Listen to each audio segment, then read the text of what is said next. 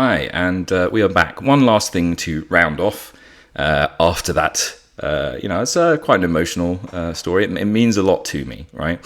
And I'm going to give some references, reading, and inspiration. This tale has been many years coming. It's been stewing in the back of my mind. It is formed from my love of Daoist literature and mythology, my love of animals. You can see that from I have all the facts are real world animal facts, right? So the tiger is the king of the jungle, not a lion. Just one of many examples of, I like to get the biology right. My love of the natural world, my love of the great works of William Blake, both his art and poetry. So full credit. I reproduced line for line the tiger, the William Blake poem, Tiger, Tiger, Burning Bright. Recontextualized, I think, in a little clever way. I think I think it's a little clever anyway.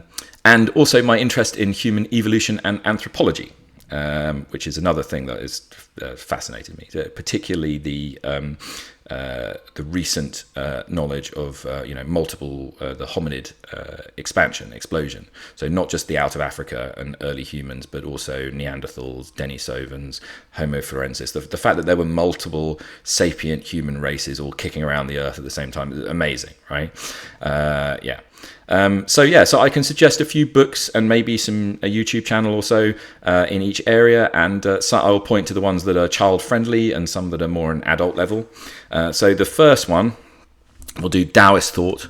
So I think Daoism, or if you're going for an older translation, the Wade Giles begins with a T, and some people pronounce Taoism, but it's really Dao, the Dao, the way.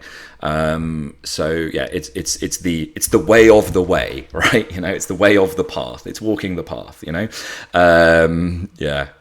So it is the last great hidden religion of the world, I think, So there's little small things, but this is a major player, and I think it is poorly understood at best, especially in the West. Yeah, but even by a lot of Chinese people, they're just like, "Whoa, you read that Daoist stuff? Whoa, that's far out, man." Because honestly, it's sort of like how sort of Gnostic Christianity was. Like even in its time, it was a counterculture, right? Like Daoism is a response to the Confucian and legalist philosophical framework that is all of Chinese people, right? It's like, get a job, be respectful to your mum and dad, do this, oh my god, and then there are a few of these guys sitting on mountains just being like, chill out, bro, harmony with the universe. So they were the first hippies, right? And I love them to bits, right? So I am by no means a religious Daoist. So because like all religions, it's got gods, it's got wacky things, it's got all sorts of stuff going on, right? So I'm not a religious Daoist, but I have at times taken a great deal of inspiration from their works, sometimes more successfully than other times in my life, to be honest. It's strange, mysterious, and also at times hilarious. One of the few religions that regularly uses humor as a teaching tool. And one of the only other ones that people kind of know is Zen Buddhism. And a lot of the Zen Buddhist principles and ideas were heavily inspired by Daoism, right? So it is the mother of that Chinese old master that goes and slaps you in the face and tells you something silly, right? It's that religion, it wakes you up with a joke and a slap, right? And it is super fun, right? And mysterious. So suitable for kids, I'd say, first of all, the primary text, the Dao de Jing, is little short sections. Like if they're too little, it'll be a bit mysterious. But the Dao de Jing is great. It's the foundation text of Daoism. It's short little Chinese sayings, exactly like you would expect, right? It's similar to the Analects of Confucius, but it's Daoist, right? They hit as hard now as ever. You read it, it's just timeless. For kids, I would recommend a more modern translation. So the older ones that are done sort of pre-Pinyin, in the sort of the older Wade Giles system, tend to be more flowery and poetic and mysterious. And they definitely have their charm, but often the meaning will be obscure to a reader that isn't familiar with Chinese culture and terminology. So the more modernized form, so, you know, like they'll swap scientist for, you know, scholar, because like scholar comes with a lot of Chinese, you know, labels and stuff. So I think would be better for kids, right? So a more modern translation is better for kids. In terms of a book, Daoist Wisdom for Kids, A Journey of Balance and Harmony to Introduce Daoism in a Fun and Engaging Way, is super good. It's a fun Daoist text, maybe holds hands a little bit too much at times, but this is a pretty big unknown area for most people in the West, so it's definitely a great jumping off point if you want to understand this philosophy, right? Adults as well, you know, it's an introductory text, you know, is good. For adults, I recommend the Chuangzi. This is the secondary, but like just really the second of the second primary Daoist text, and it is my personal favorite.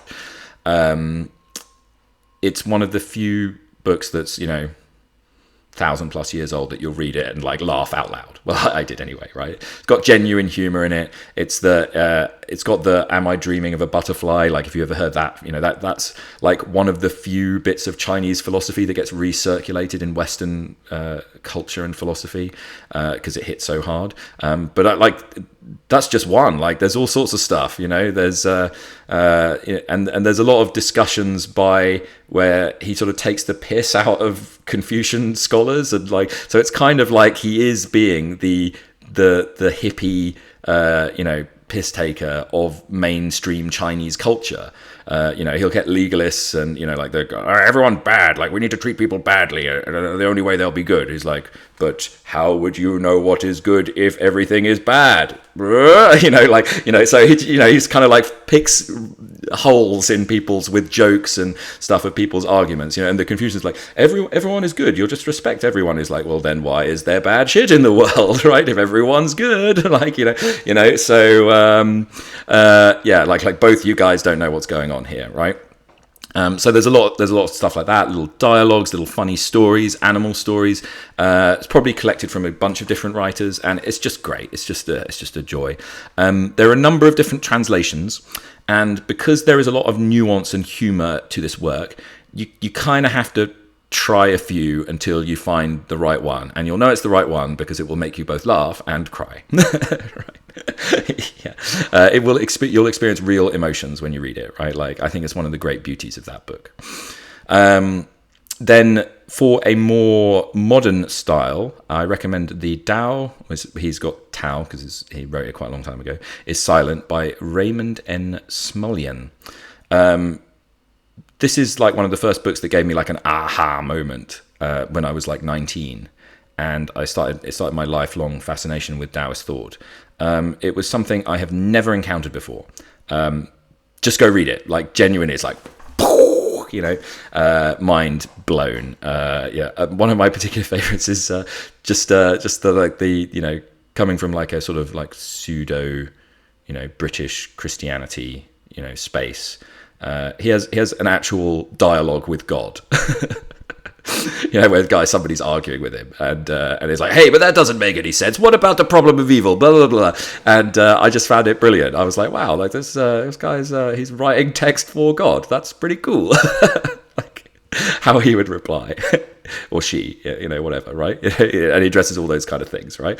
It's great and funny. Yeah, it's like something I'd never encountered before. Also, for those invested purely in the logical view of the world, I would also suggest a lot of his other works. So 5000 BC and Other Philosophical Fantasies, or The Lady and the Tiger and Other Logic Puzzles are brilliant. And again, that they have those like, aha, like, this is melting my mind moments. Smulyan was a Taoist maths professor, right? So he was a Daoist philosophically, but like a maths professor, and he worked on some of the most badass maths. Like, he worked on material related to Gödel's incompleteness theorem and the limits of logical systems. So he's just a brilliant mind, and he is brilliant, funny, and sort of mind-blowing, brain-expanding all at the same time.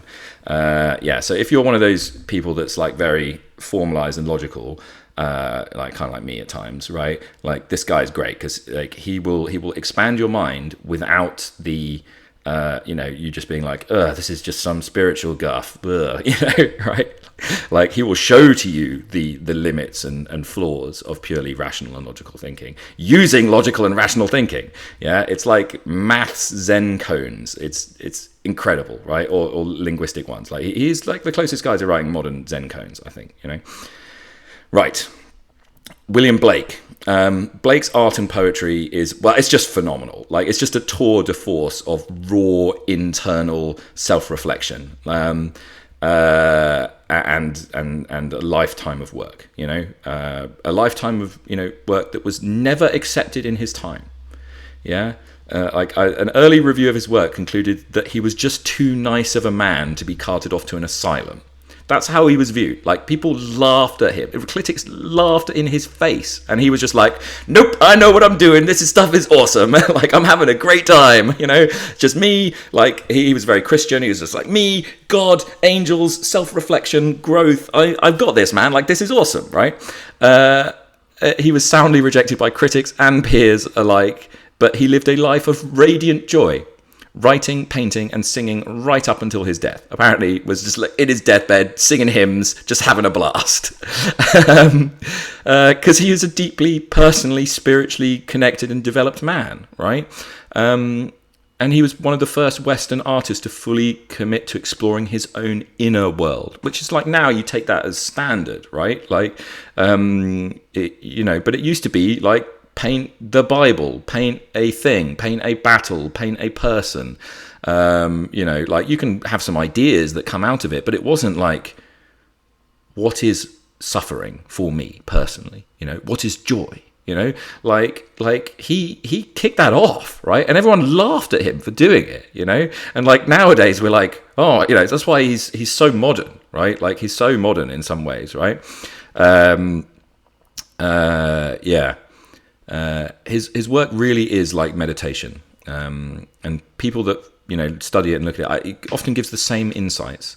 There are things that are hard to put into words, feelings and ideas that are swirling and unformed but important. He is great. Yeah. For kids, you think say that and it's like, oh, how do we do something for the kids? The National Trust book, I bought this in the National Trust shop. Like you walk into those National Trust shops and like, this is all overpriced rubbish. No. Tiger, Tiger, Burning Bright, an animal poem for every day of the year poetry collection. It's the single best kids poetry collection I've ever encountered. It's a range of classics, modern ones, short, long, little haikus, nonsense rhymes, works of Blake, works of other, great classic, poetry as well. One for every single day of the year. They're all about animals. So every single one is about an animal, which the kids will love, right? And they're all beautifully illustrated. It's just a great book. It's like if you only buy one book of poetry to read with your kids, or even for you, right? Just buy this one. It's brilliant. It's truly great. The Tate Modern and Tate Britain is where Blake's work is displayed in the UK. For kids, one of the things that I recommend taking a kid is to go on a painting or painter hunt. So you're not going to just mope around the whole museum, right? The whole gallery, okay? You on the way up to town, you're going to tell them stories about the artist. You're going to get them excited on the trip up there. And then you're going to say, we're only going to go and find like potentially even one painting, right? Like one painting or like one artist, right?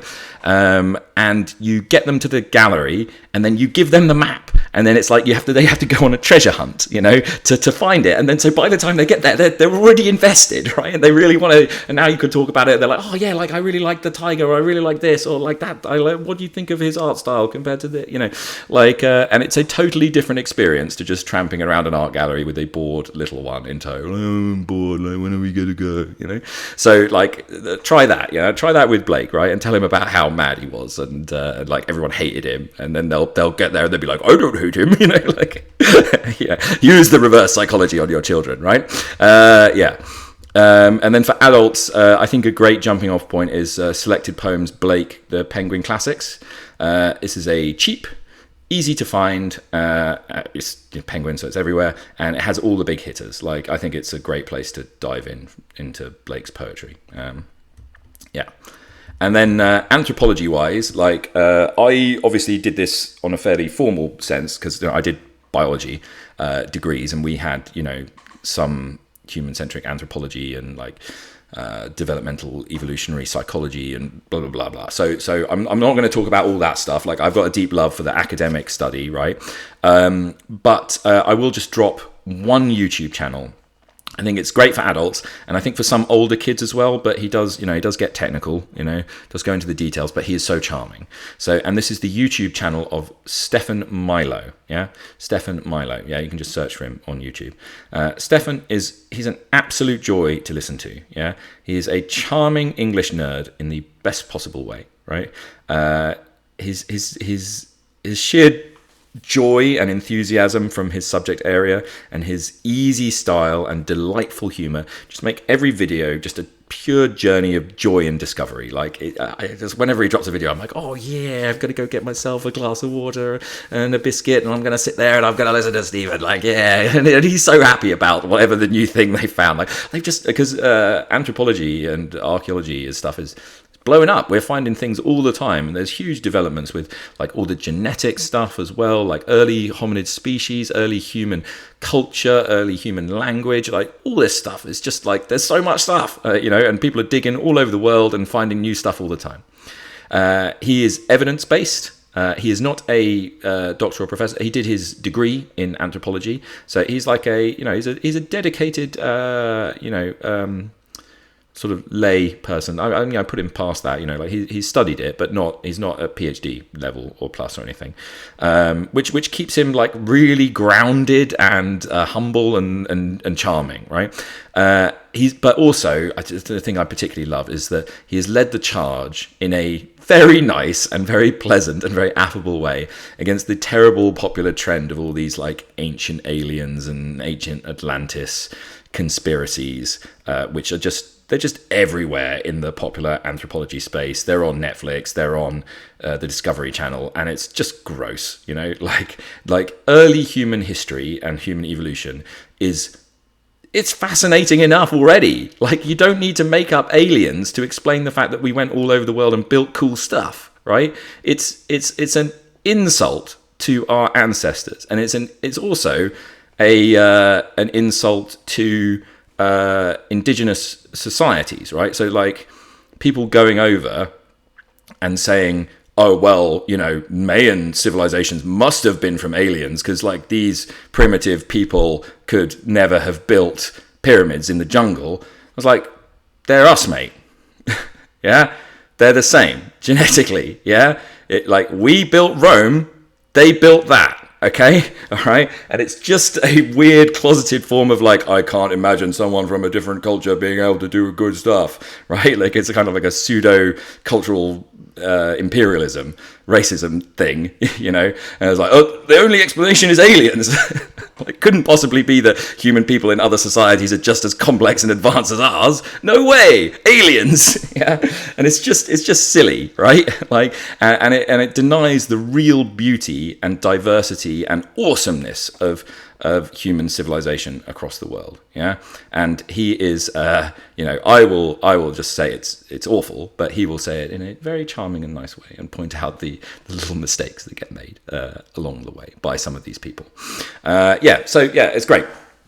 Thank you very much. Those are my recommendations. I might add more later because there's a lot of other work in there, but those are the key ones. So, yeah, thank you very much for listening. And, please do the whole like, subscribe, and share with your friends and family and other people, So, thank you very much for all your support. I appreciate it very much. Thank you.